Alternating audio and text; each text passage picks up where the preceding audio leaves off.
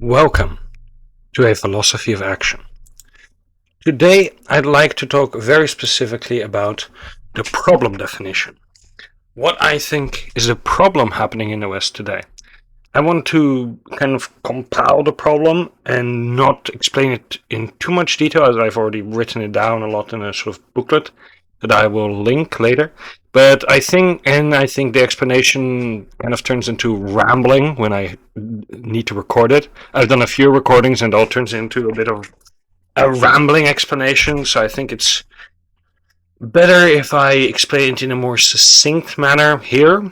And if you want to understand it more deeply, I'd try to read about it. First, a bit of an underlying concept. We live in a world that kind of is ruled by three main things: what, why, and how. I see something, the what, why it happens, and how it happens. And for the longest time, we have used religion to explain both the how and the why, at least when it comes to a lot of natural phenomena. We didn't have the scientific means, the scientific method to understand the how ourselves, and the why is just generally a very difficult concept. And so religions were very useful in mediating first in the why question between individuals, and secondly in the how question into trying to kind of affect the outcome, the what question. Because, well, at least we thought or we hoped it would be. Like we pray to God in order to try to affect that the why question, the what question, through the how question. We try to pray the how to God, and then we try to, let's say, hope that our child recovers from a sickness, the what. We are basically trying to reclaim some control over things we didn't really understand or control, and therefore religion is incredibly useful for doing those things. It's also great in mediating between individuals. If I have an opinion and you have an opinion and they're completely opposed and they will result in conflict, and if we don't find a way to mediate, a higher entity like God is a great way of mediating between individuals that don't necessarily want conflict but don't see any other way. But then finding a higher authority which can prove, quote unquote, prove which opinion is superior, is a great way of resolving this, because, well, if we both agree that God exists anyway, and it is, let's say in our case, for example, the Christian God in the West, then finding out what God thinks of a problem does actually resolve the problem between the two of us, without causing too much of a problem for us, because, well, even if I don't like the answer, God is God, and so he is probably right. Now, with the invention of science, or rather the empirical science, we stop needing God to explain the how, the causality mechanism in the process of how things occur. Like, we know how lightning comes into existence, we to a certain degree know how our whole universe came into existence, but we don't know, but we have some very good educated guesses. Of course, you could still place God in this framework, and it's called a philosophy of action and a non-theistic morality, not a atheistic morality. I do not seek to purely reject God, but rather try to create a moral system that doesn't require God to intermediate. So, going back to answering the how question. The how question, being answered through science, created a sort of social development whereby more and more people became secular or atheistic because, well, their beliefs started fading in God, because, well, half of the thing what we used God for, it turned out that we didn't actually need God to answer those questions, and so why have him at all? And so a lot of people started not becoming religious, or becoming quotation mark religious, in the sense that they say they're Christian, but they've never read the Bible and they've never actually studied anything about religion. This has led to a social problem. One where, because we've answered the how question, and we started throwing away our mechanism in the form of religion, which led to a problem where we can no longer answer the why question. Because modern science, at least to my understanding, does not explain why things should happen. Like, why do we live? Why do I want to do this? Why should I do this? Why is murder bad? Why is charity good? Why is X, Y, and Z? The why question is no longer answered, at least not by a higher authority outside ourselves. And so we end up in a world without religion that becomes completely unanchored, and we're left with individual preferences or sheer force as our only real tools of resolving dispute. We either have to just state our preferences and agree to disagree, and we can't really organize ourselves around that, or we have to try to enforce our opinions on others, generally through violence. This problem is what the, let's say, isms ideologies came from in the late 19th and early 20th century, who sought to answer the question of, okay, if there's no God, what then? And they created some significant problems. Now, what I think is going wrong is that we still use the religious framework for answering the why question. So, without having a God, we are still using our replacements, we're still treating our replacements for God as a God. Like, in the form of liberalism, socialism, whatever you believe in, fascism, whatever. We instead of going, we need to construct a whole new system, or we need to find a different God to worship, we have gotten to a point where we have just replaced a God, in the West, a Christian God, with our ideology, with the predominant belief.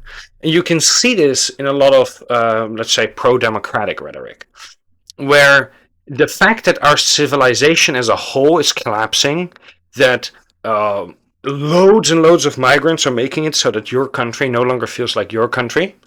All of these things happening are recognized by the political classes. They are considered to be generally bad things. But one of the things the political classes will keep hammering on is that the people coming with supposed solutions, not that the solutions are wrong, but that the solutions would threaten our democracy or threaten our culture.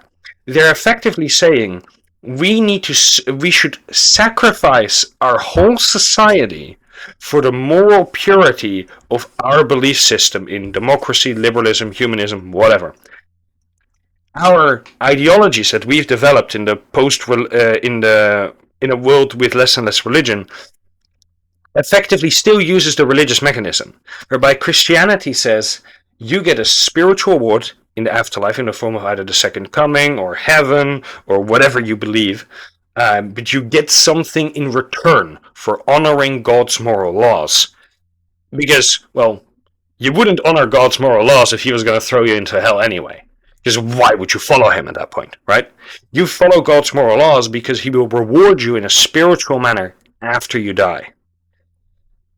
However, for some reason, and I think this has to do with cultural heritage, whereby people kind of do not examine their deepest beliefs, we still use this religious mechanism of sacrificing ourselves or our practical solutions to problems for our moral, spiritual purity, but we do not believe in a heaven or an actual spiritual reward in return. It's kind of it's kind of like karma, where a lot of people say, well, people are going to get bad karma if they behave this way, but they don't generally get bad karma. It's very much so that we kind of still can't come to grips with the fact, or that we've gotten rid of God, we've gotten rid of any spiritual rewards for moral behavior, but we still use that mechanism. But the mechanism makes no sense if there is no God. It makes no sense to believe there's going to be some kind of higher form of punishment if you don't believe in a God. But people still do it, and I think this has to do with the fact that we've gotten rid of God quite recently. Our culture has not really understood that is the actual implication of not believing strongly in God. That there is no real reason to believe that you should behave moral, because you're not really gonna get a reward for behaving quote unquote moral. And there's no one to determine morality to begin with, because like, how do you know what is moral? It's just basically a bunch of people saying I know, and then they tell you their opinion. But if you disagree, like who are they to determine for you your morality? And this is something that we have gotten no real answer to nowadays. But we have kind of gotten to the point where we are now, which is the liberal point. We've basically said everyone has their own truth and their own morality, and they can all live in their own little bubbles with their own beliefs and their own systems. But that means that we can have no real social cohesion anymore. We don't have a unified worldview to base ourselves around and to have our society around. And that leads to the kind of dissolution that we have today, to everything becoming worse all the time, because no one is willing to sacrifice for each other anymore. No one is willing to really work together anymore. Not just because they don't want to, because sometimes people do want to, because no one can agree on what to work together towards. Because we no longer have this unified worldview and moral system backing up and giving us a lens through which to view everything we do. And that is a problem. It is also a problem because combining this sort of loss of religion and this sort of unanchored existence that we are all living today, well, except for the people that still keep in religion, they don't have a completely unanchored existence. We also have a moral system that has replaced God nowadays in the form of liberalism and humanism that is completely suicidal when it takes over, when it also starts using this religious mechanism. Because a great example of a deadly liberal value is moral pluralism. We believe that any moral system, as long as it doesn't harm you directly, is valid and should be allowed to exist within the society. But this is dangerous, because if a moral system is long-term dangerous to society as a whole, for example, antinatalism, people don't want to have kids, they think other people shouldn't have kids because we live in a terrible world, or whatever else their reason can be, they stop having kids. And if they convince enough people to not have kids, the society will stop having kids, or at least most people in society will stop having kids, and the whole system and nation will just collapse in the long run. But liberal values have no moral mechanisms to deal with such a group, because they're not physically threatening anyone. At the same time, we also have a problem of immigration. If people with other values migrate to your country, but they do not threaten you directly, they just sort of say, well, I disagree with your liberal values, but I'm here as a guest, so I'll stay here for a bit.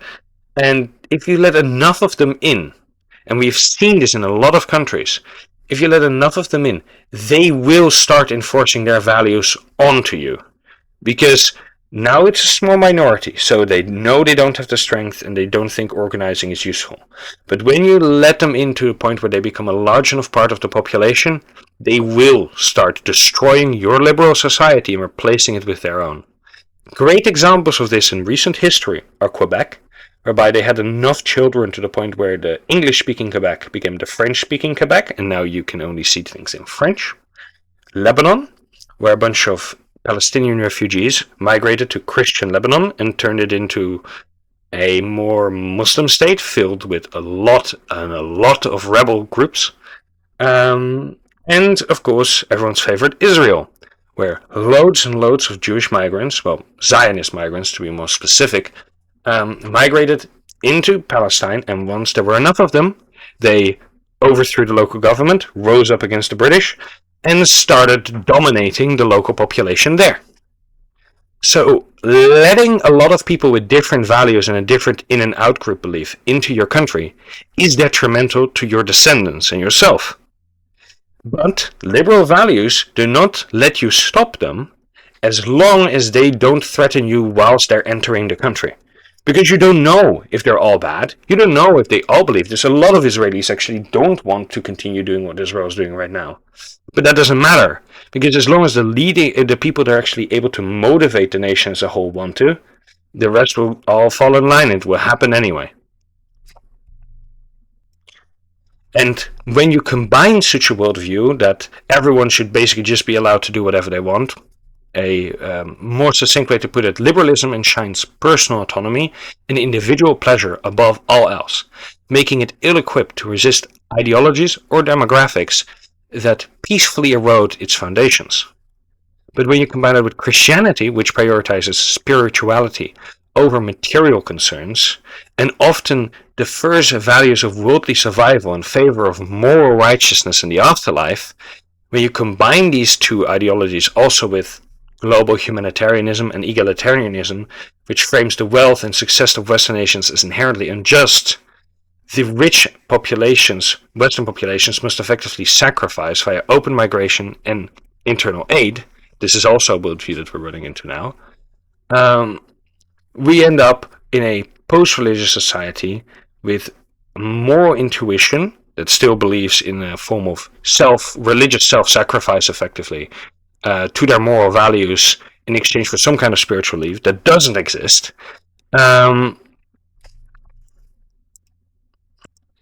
Which eventually leads to a sort of secular humanitarianism, which becomes a form of religious zeal, glorifying the self-sacrifice of the West in the name of global equality. That's the humanitarian angle of it. And the liberal angle of it is completely unable to stop it. Because the liberals believe that their values of let everyone just do whatever they want as long as they don't threaten us directly is also kind of their god, their highest spirituality, to which we should sacrifice everything we have. And so you become completely incapable of resisting the negative influences of your secular belief system. And I think this is where I think people have kind of identified one side, which is sometimes the Christian side, and people have sometimes identified liberal problems, but combining the two creates a sort of spiritual zeal without actually believing in spirituality, which people are unwilling to examine, and leads to people being completely unable to fight what's happening. Because on the one hand, they see what's happening and they know it's bad, but on the other hand, they believe that as long as they hold true to their own beliefs and their own moral values, someone will come in and fix it all, or it will be fixed somehow. And only in recent times really have people become really doomer on the issue, because no one is coming out to save them. And I think that realization, and then coming up with a system that will allow us to save ourselves, is what is necessary, and is what I'm going to be trying to do on the rest of this channel. Have a good day.